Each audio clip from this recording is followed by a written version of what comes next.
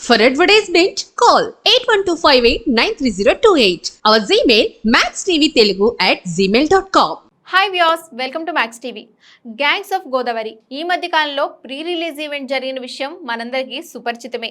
ఈవెంట్లో బాలకృష్ణ గారు మద్యం తాగి వచ్చారని, బాటిల్తో మద్యం కూడా తెచ్చి తన కుర్చీ పక్కన పెట్టుకున్నారని అనేక వీడియోలు, ఫోటోలు సోషల్ మీడియాలో చక్కెర్లు కొడుతున్నాయి.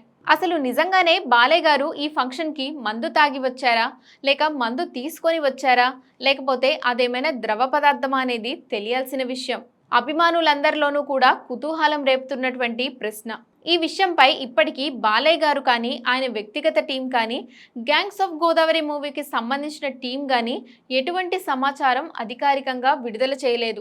అసలు నిజంగానే ఈ విషయంలో ఏం జరిగిందని బాలయ్య అభిమానులు మరియు ప్రేక్షకులు వివిధ రకాల ఆలోచనల్లో పడ్డారు. దీనిపై మీరు ఏ విధంగా స్పందిస్తారో కింద కామెంట్స్ రూపంలో తెలియచేయండి.